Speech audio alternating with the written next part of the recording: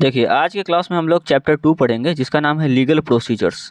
आपके सिलेबस में है, लीगल प्रोसीजर्स आपको जानना है। इसका हिंदी में मतलब होता है विधि विद्या के अंदर जो कार्रवाई होती है, जो प्रोसीजर होता है, उसको जानना होता है। ठीक है, तो इसके अंदर आपको मैं कुछ बातें पढ़ाऊँगा। सबसे पहले आपको डेफिनेशन पढ़ाऊँगा, ठीक है। उसके बाद आपको कुछ बातें जाननी है। जैसे क्या क्या जानना है इसके अंदर आपको जानना है इंक्वेस्ट, कि इंक्वेस्ट क्या होता है और इंक्वेस्ट कितने टाइप का होता है, दो बातें। ठीक है, इसके बाद हम लोग जानेंगे इसके अंदर एविडेंस के बारे में, कि एविडेंस क्या होता है, कितने टाइप का होता है। ठीक है, सबके बारे में। उसी तरह हम लोग यहाँ पे जानेंगे तीसरा पॉइंट कि कोर्ट का पावर क्या होता है। ठीक है, और कोर्ट का पावर के अलावा कोर्ट में क्या कार्रवाई होती है, उसका प्रोसीजर क्या होता है। अगर आप इतनी बातें सीख गए मतलब आप लीगल प्रोसीजर सीख गए। ठीक है, आप एग्जाम में कुछ भी लिख दीजिएगा। अब चलिए हम बात करते हैं, पॉइंट पे आते हैं। तो सबसे पहले बात करते हैं कि लीगल प्रोसीजर क्या है। विधि वैद्य की कार्रवाई है, इसको आप अपने लैंग्वेज में लिख सकते हैं। हम लोग बात करते हैं इंक्वेस्ट की, कि इंक्वेस्ट क्या है और उसका टाइप क्या है। तो इंक्वेस्ट के बारे में जानना है तो समझिए, जब कोई व्यक्ति मर जाता है, कोई पर्सन मरता है, तो उसके बारे में ये जानना होता है कि उसका कॉज ऑफ डेथ क्या है, वो कैसे मरा। और दो रीजन हो सकता है, जो कोई पर्सन मरा है, अगर किसी की डेथ हुई है उसका दो तरह का हो सकता है, कि वो नेचुरली मरा है, ठीक है, और दूसरा वो अननेचुरली मरा है ना। अगर वो नेचुरली मरा है, उसका नेचुरल डेथ है, तो इंक्वेस्ट का कोई मतलब यहाँ पे नहीं बनता है, कोई छानबीन नहीं होना है। पर अगर उस पर्सन का डेथ अननेचुरल है, जैसे कि कोई लग रहा है कि सुसाइड हुआ है, या लग रहा है कि मर्डर हुआ है, या लग रहा है किसी और रीजन से हुआ है, तो आपको उसका छानबीन करना पड़ेगा कि भाई ये कैसे मरा, क्यों मरा।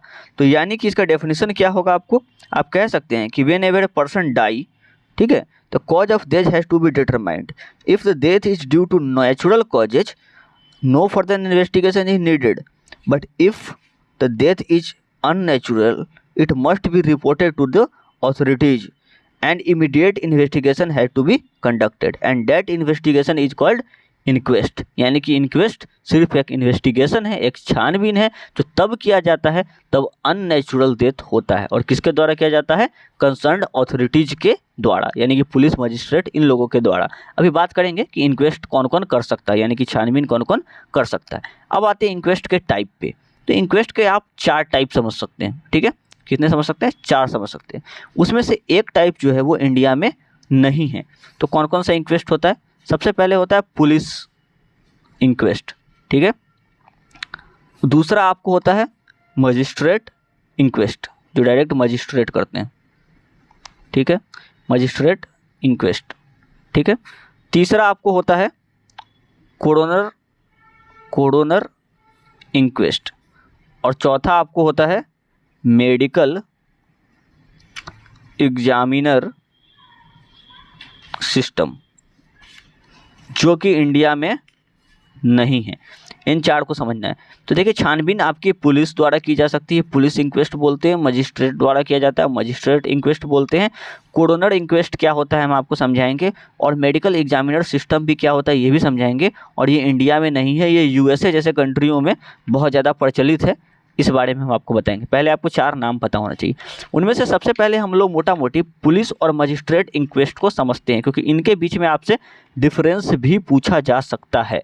उसके बाद हम लोग आगे चल के कॉर्नर और मेडिकल एग्जामिनेशन सिस्टम को भी समझेंगे। तो आते हम लोग पुलिस द्वारा किए गए छानबीन और मजिस्ट्रेट द्वारा किए गए छानबीन के बीच में।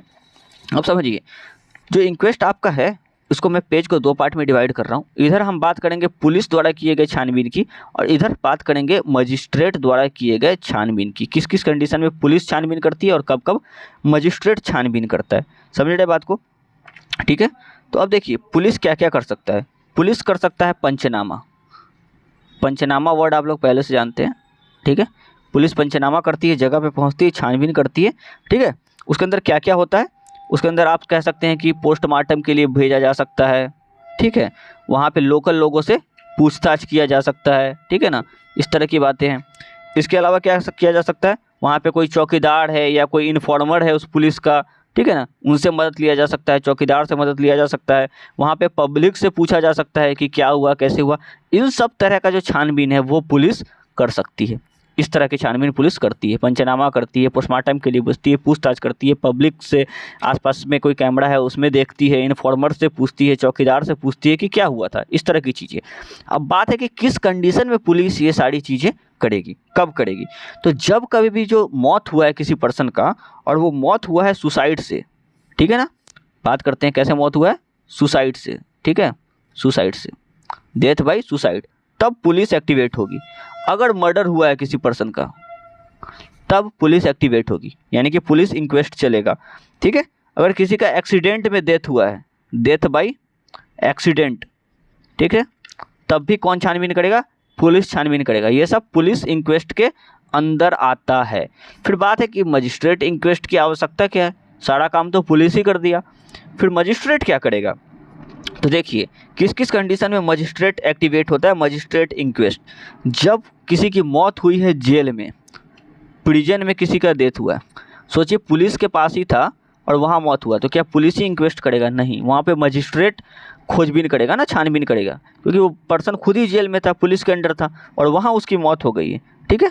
या फिर किसी स्कूल में हुआ है, ठीक है, या फिर आप कह सकते हैं किसी भी गवर्नमेंट कस्टडी में था वो पर्सन, किसी की मौत किसी कस्टडी में हुई है, किसी मेंटल हॉस्पिटल में कोई भर्ती था वहाँ हुआ है, इन सब केस में आप कह सकते हैं कि मजिस्ट्रेट वहाँ पे खोजबीन करता है।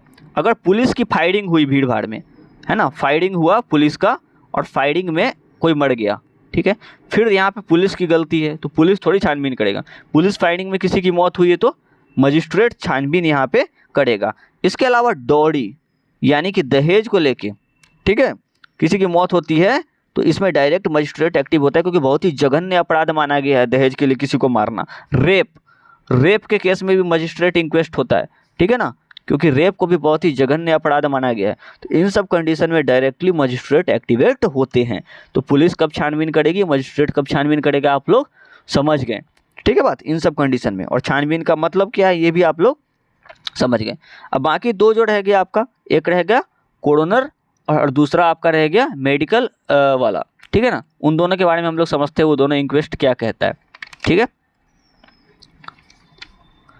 देखिए कोरोनर इंक्वेस्ट का मतलब क्या होता है उस पे आते हैं। देखिए पहले, बहुत पहले कह सकते हैं कि मुंबई और कोलकाता जैसे शहर में था कोरोनर इंक्वेस्ट हमारे यहाँ। अब ये बहुत इंपॉर्टेंस नहीं रखता अपने इंडिया में, ठीक है ना, इसको नहीं अब इम्पोर्टेंस दिया जा रहा है। पहले था तो अंडर कोरोनर एक्ट 1871, ये आप याद रख सकते हैं, कोरोनर एक्ट था, ठीक है। और किस किस शहर में था, तो मुंबई महानगर था, ठीक है ना, कोलकाता, इन सब जगहों पे इनका प्रचलन था, ठीक है।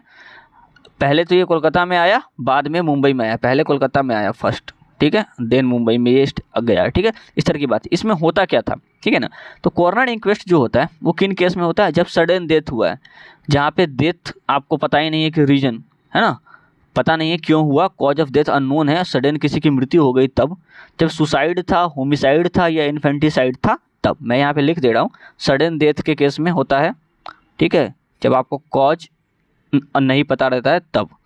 दूसरा आप कह सकते हैं आपको जितने भी तरह की मौत हो गई, सुसाइड से मौत होता है, होमिसाइड होता है, ठीक है, और एक होता है इन्फेंटिसाइड, इन सब केस में बोला गया है।